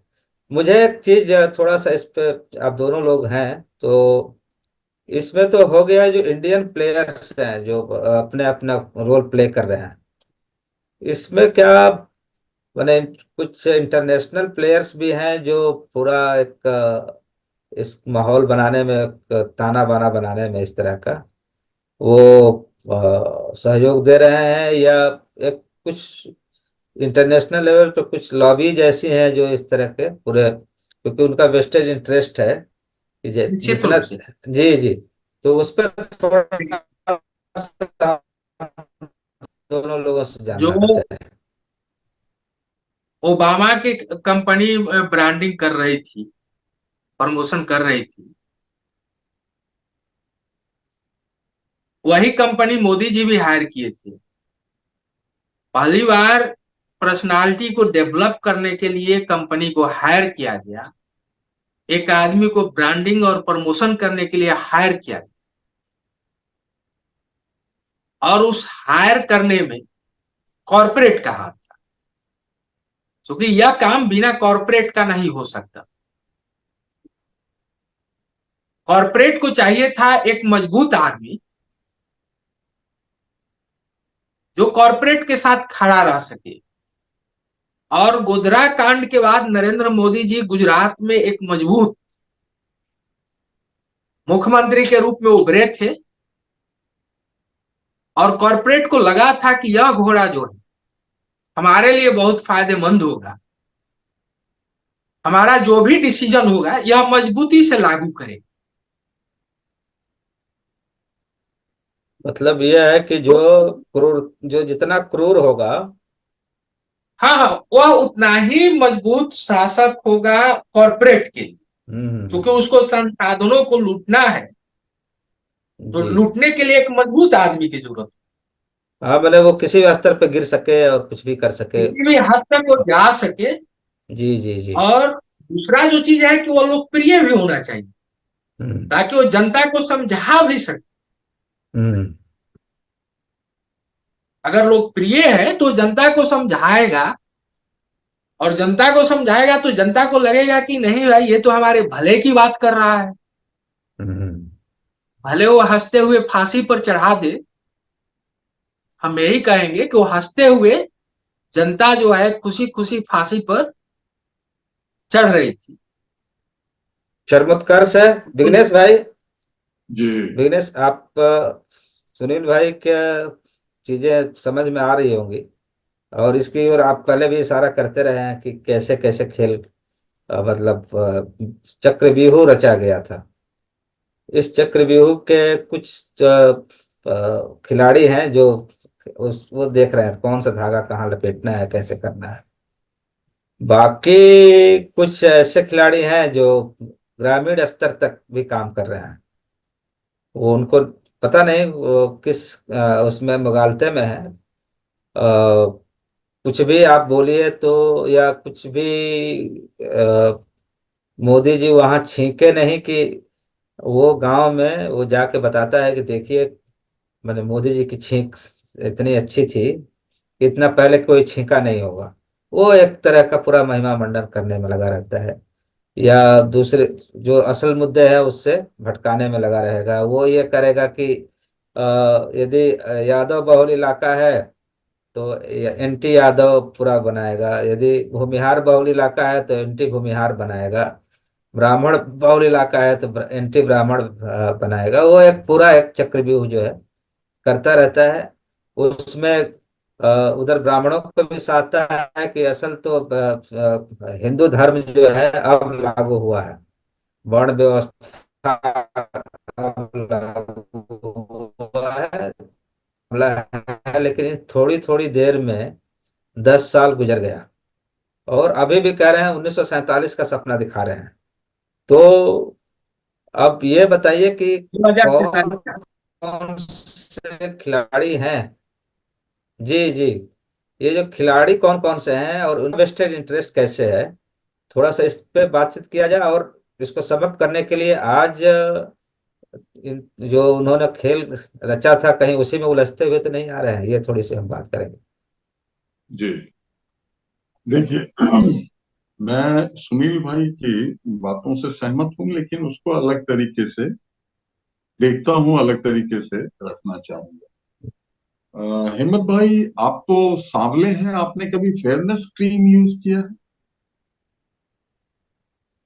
है? जो है वो है। नहीं, नहीं किया है। किसी ऐसे व्यक्ति से मिले हैं जो फेयरनेस क्रीम यूज करता हो? हाँ हाँ, हजारों लोग हैं, करोड़ों तो लोग हैं जो करते हैं। हाँ, तो उनके पहले के रंग और बाद के रंग में कोई फर्क दिखा आपको? कोई फर्क नहीं, उल्टा ये हुआ कि जो थोड़ा एक नेचुरल चमक थी वो भी खराब हो गई। तो इसी में इसका उत्तर है कि फेयरनेस क्रीम, भारत में करोड़ों लोग इस उम्मीद के साथ हर दौर में पिछले 2-3 दशकों से 4 दशकों से खरीदते आ रहे हैं कि वो उनका उनका रंग जो है वो निखर के आ जाएगा, जैसा उसके एडवर्टीजमेंट में दिखाते हैं। हम्म। ठीक है। लेकिन बेचारे फेयरनेस क्रीम की भी अपनी एक लिमिटेशन है, और वो किसी के रंग को नहीं बदल सकती। लेकिन एडवर्टीजमेंट पे आप जाइएगा तो रंग बदलता हुआ दिखाई पड़े। दूसरी ओर, मार्केटिंग का जिसने कोर्स किया होगा, सेल्स एंड मार्केटिंग का, उससे आप पूछेंगे कि पहला सबक क्या बताया है, तो वो ये कहेगा कि एक गंजे को कंघी बेच देना है। अगर ये स्किल आ गई तो आप एक अच्छे सेल्समैन। तो सोचिए कि ये कितना अमानवीय, कितना विकृत स्ट्रीम है जो सेंट्रलाइज्ड मैकेनिज्म यानी कॉरपोरेट गवर्नेंस के साथ आता है। कॉरपोरेट गवर्नेंस तो बहुत ऊपर की बात है, ये तो मैं बेसिक बता रहा हूं। जो बिजनेस वर्ल्ड के साथ, जो कॉरपोरेट वर्ल्ड के साथ जो बेसिक चीज आती है वो होता है सेल्समैनशिप। आपका प्रोडक्ट कैसा है उससे कोई मतलब नहीं। वो गेहूं की जो भूसी है, वो सभी कंपनियां, चाहे जो कोई भी बच्चों के एनर्जी और बच्चों का ग्रोथ बताने के लिए जो है एक ही जगह से खरीदती है, ब्रांडिंग अलग अलग होती है। हम्म। नाम मैं नहीं लूंगा, कोई किसी में सचिन तेंदुलकर कहते हैं this is the power energy. Power of my energy, hmm. तो किसी में कोई और कुछ कहता है। तो ये है मार्केटिंग की ताकत। देखिए, जो पब्लिक गवर्नेंस है वो हम्म। एक अलग चीज थी, उसमें इतनी नैतिकता थी, उसमें इतनी नैतिकता रहती थी, और वो रखना जो है, वो उम्मीद करते थे लोग कि इतनी नैतिकता रखी जाएगी जिससे जो प्रोडक्ट है वो अपनी खूबियों खराबियों के साथ आपके सामने होगा, और आप उसे खूबियों खराबियों के साथ बाकियों से तुलना करके, बाकी जो कैंडिडेट्स आपके पास होंगे उनसे तुलना करके उनमें से जो आपको बेहतर लगेगा वो चुने, और वो आपको आपका प्रतिनिधि होगा विधानसभा में और लोकसभा में। वो आपके पक्ष को रखेगा विधानसभा लोकसभाओं में, विधानसभाओं और लोकसभाओं में, और आपके लिए अच्छी नीतियां आप लोकल लेवल पे, लोकल लेवल से लेकर के नेशनल लेवल तक देगा। इसमें मार्केटिंग जो इंट्रोड्यूस किया गया वो किया गया 2010 के बाद, और मार्केटिंग का एक बहुत बड़ा टूल किट तीन चार तरफ से, अन्ना हजारे याद ही होंगे जिन्हें हम्म। लोकपाल थे। आज कोई लोकपाल का नाम ही नहीं लेता। हाँ हाँ, आज आज उन्हें कोई पाल नहीं चाहिए। उसके बाद अचानक से कुछ कॉरपोरेट घरानों ने मीडिया हाउसेस खरीदना शुरू कर दिया, मीडिया हाउसेस खरीदना शुरू कर दिया, क्योंकि कहीं ऐसा ना हो कि आप कहेंगे कि मेरी फेयरनेस स्क्रीन सबसे अच्छी है, तो दूसरे दूसरे दल भी जो है उसी मीडिया को उतने ही पैसे देके ये ना कहलवाना शुरू कर दे कि हमारी प्रोडक्ट भी उतनी ही अच्छी है या उससे अच्छी। तो हम्म। मीडिया पे कब्जा होना चाहिए। उसके साथ जो सबसे बड़ा डर था वो था फिफ्थ पिलर से, यानी कि जो civil pressure group, society. Pressure groups हैं, एनजीओज हैं, ट्रेड यूनियंस है, वगैरह वगैरह, सिविल सोसाइटी जिसको बोलते हैं। सिविल सोसाइटी जिसको बोलते हैं। आपको पता है उनके पद 2014 से कतरे जाने लगे। उनका जितना फाइनेंशियल बैकअप था, जो भी डोनर्स थे पूरे वर्ल्ड वाइड से, उनके तार काटे गए। सबके एफसीआरए लाइसेंसेस जो है वो एक एक करके खत्म किए गए। एनवायरमेंट वालों को छोड़ दिया गया था। फिर अडानी जी के हसदेव जंगल खरीदने का मामला आया, तो ग्रीन पीस ने उस पे ऑब्जेक्शन कर दिया, अपनी ऑब्जेक्शन रजिस्टर्ड करवाने लगे। ग्रीन पीस का भी एफसीआरए खत्म हो गया, वो भी विदेशी ताकत। तो ऐसे करके विदेशी ताकत के नाम पे और देशी गौरव के नाम पे, देशी शिल्पकार नहीं, देशी किसान नहीं, देशी मजदूर नहीं, देशी हथकरघा उद्योग वाले नहीं, देसी कारपेट बनाने वाले, मोमबत्ती बनाने वाले, या छोटे छोटे जो उद्योग धंधे, रेहड़ी पटरी। जो धंधे थे वो नहीं, हाँ। बल्कि देसी कॉरपोरेट, 10, 20, 50, 100, 150, 200 देसी कॉरपोरेट्स को सामने रख दिया गया कि यही देसी है जो तुम्हारे लोकल्स में है, जो हम्म। छोटे छोटे उद्योग धंधे चल रहे हैं, क्योंकि मैकेनिज्म को सेंट्रलाइज करना, तो वो उसकी चर्चा नहीं की गई। उन्हें धीरे धीरे हर तरीके से उनका भी, देखिए, अभी जो ये जो मैकेनिज्म है, इस मैकेनिज्म को जो लोग इस्तेमाल कर रहे हैं उनका सबसे बड़ा हथियार है फाइनेंशियल पाइपलाइन काटना, चाहे वो विपक्ष का हो, चाहे वो फिफ्थ पिलर यानी सिविल सोसाइटी का हो, चाहे वो ऐसे मीडिया संस्थानों का हो जो सरकार का फेयरनेस क्रीम नहीं बेचती, चाहे वो ऐसे यूनियंस का हो जो जो मजदूरों के हितों का, इंसानों के हितों का, पर्यावरण के हितों का, या किसी भी तरह से देश के संसाधनों को बचाने की बात करती हो, या देश के इंसानों को बचाने की बात करती हो, तो उसके फाइनेंशियल पाइपलाइंस काट दिए जाते हैं, और इतने इत्मीनान से काटे जाते हैं कि लोगों को पता तक नहीं चलता, क्योंकि मीडिया घराने, जो गोदी मीडिया घराने हैं, वो तो ऑलरेडी मुट्ठी में, और उनके अपने ही लोग हैं या फिर बहुत डरे हुए। तो जो भी है, ये इस टूल किट का एक पार्ट है। अब आते हैं प्रोडक्ट पे। जो सुनील भाई ने कहा, एक पावरफुल व्यक्ति, मैं उसमें एक आध चीज जोड़ना चाहूँ,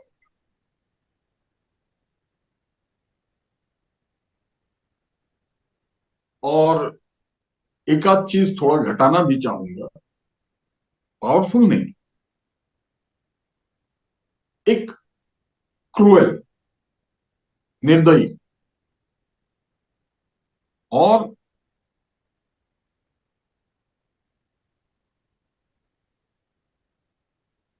और न सोचने वाला व्यक्ति जो अच्छा बोलता, उसकी जरूरत होती है।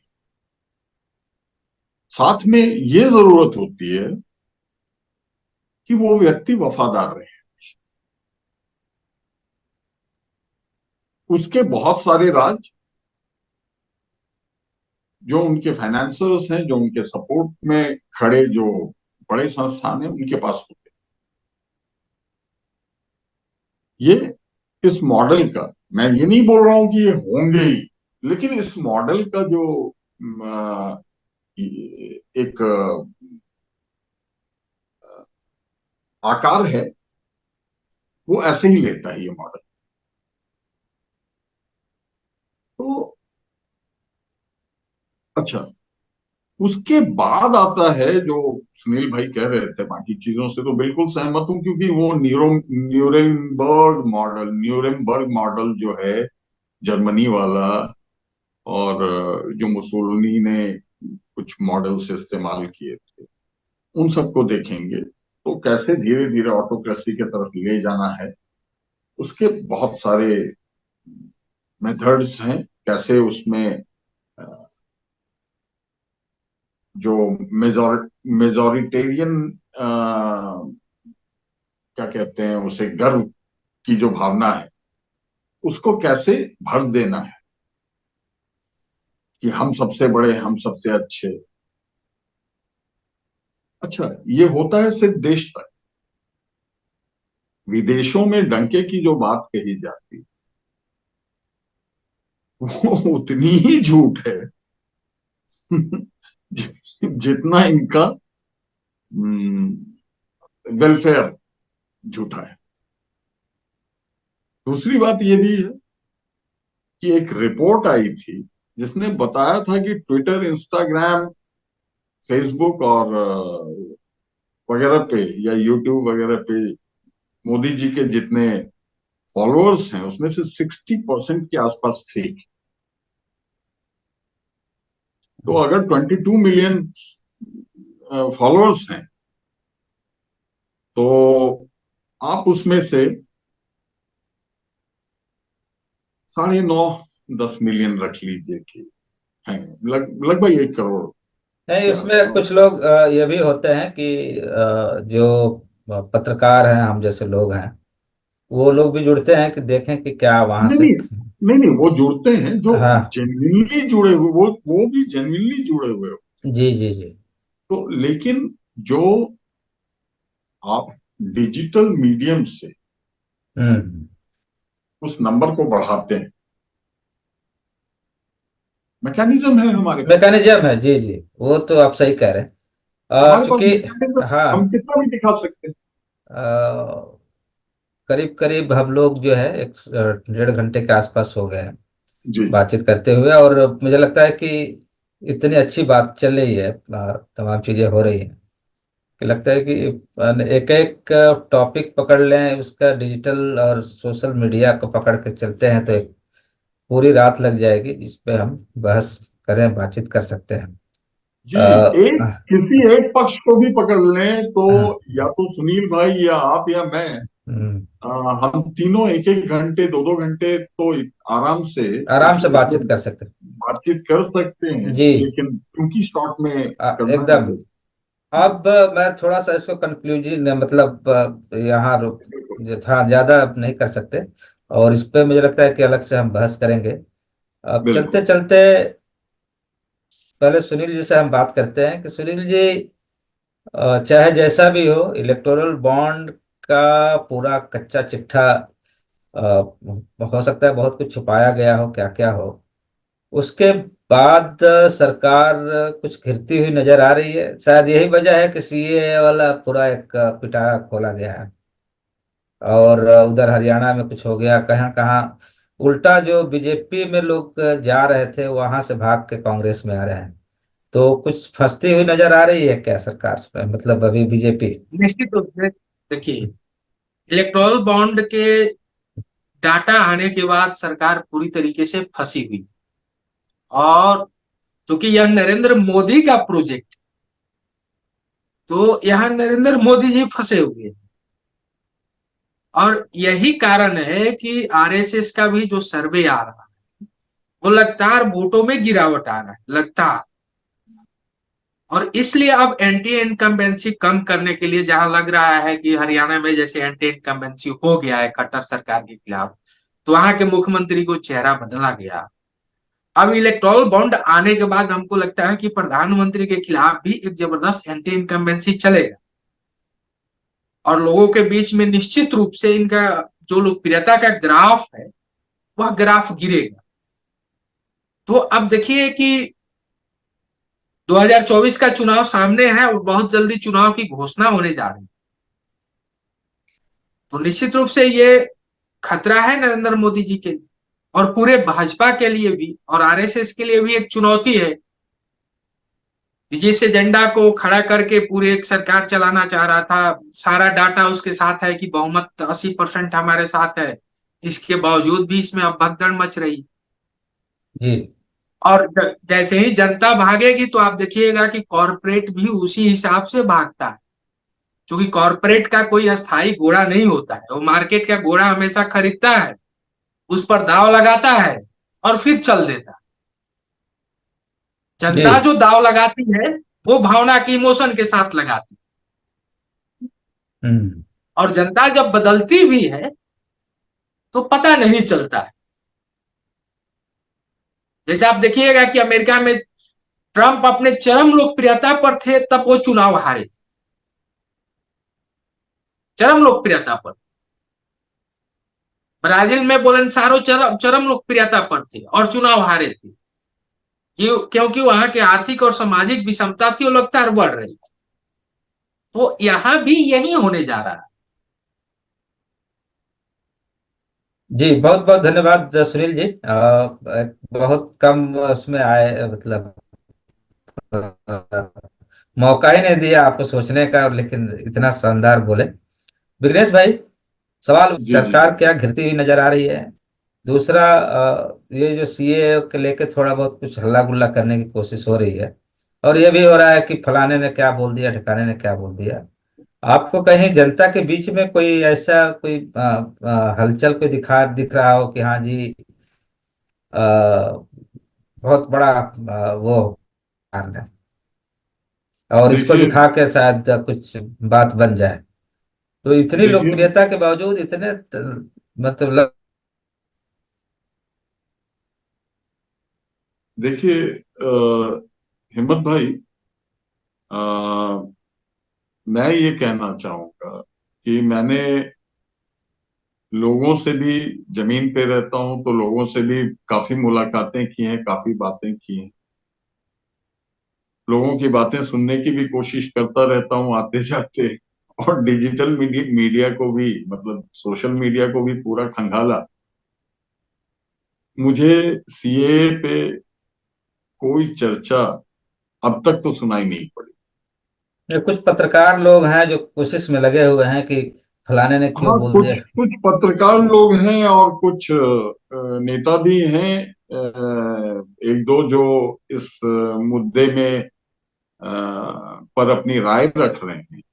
लेकिन बेसिकली इसका जो टारगेट था, जो जो मोटिव था, सॉरी, टारगेट नहीं, जो मोटिव था, वो था कि सांप्रदायिकता को एक बार फिर से हवा दें। वो सिर्फ सीए के माध्यम से नहीं था। वो जो उत्तराखंड में बिल लाया गया है वो भी था। और भी बहुत सारे छोटे बड़े कोशिश हो रहे हैं कि सांप्रदायिकता किसी तरह से एक शक्ल ले, इख्तियार करे।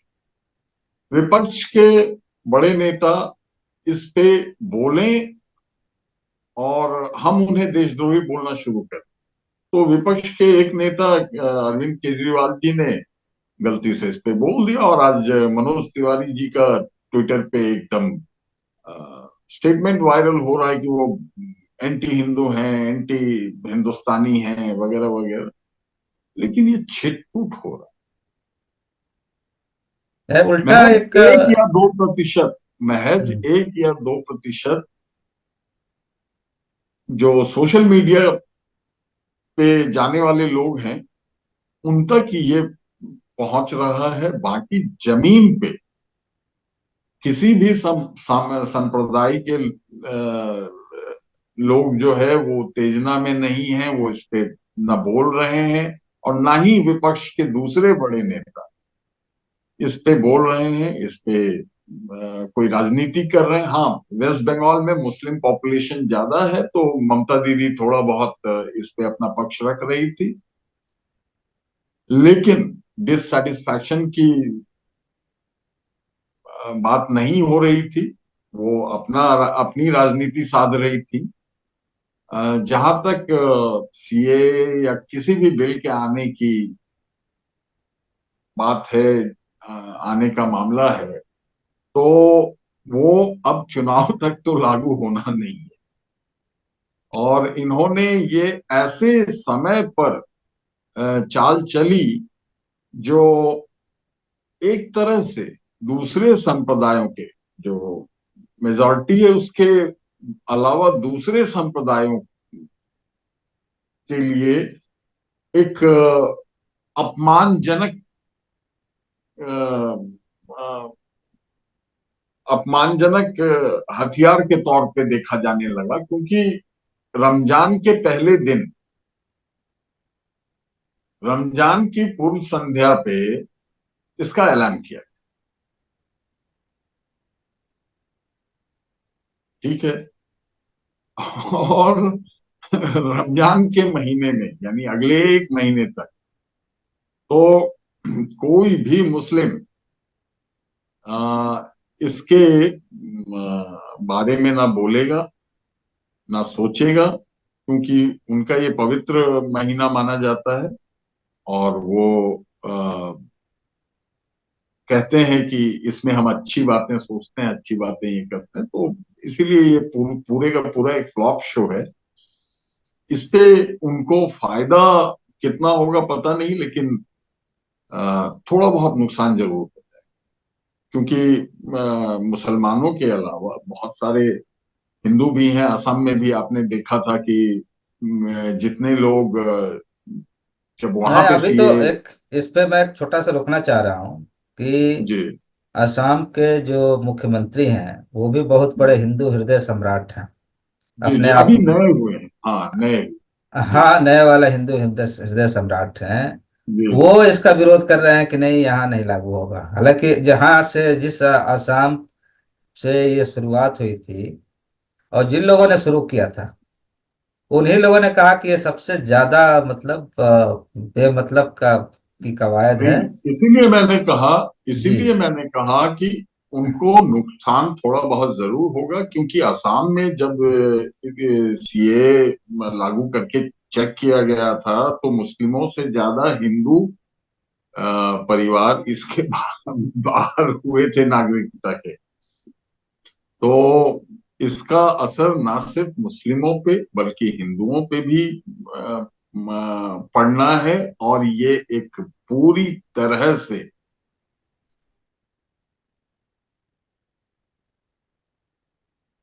फ्लॉप शो है। लग रहा है कि विघ्नेश भाई की, हाँ। प्रावधान है। जी जी। जी हाँ, तो अभी मैं यहीं रोकूंगा आप दोनों लोगों को। जी और जी जी जी जैसा कि सुनील जी ने कहा कि स्वाभाविक रूप से जब कच्चा चिट्ठा खुलेगा, अभी तो ये है इलेक्टोरल बॉन्ड का।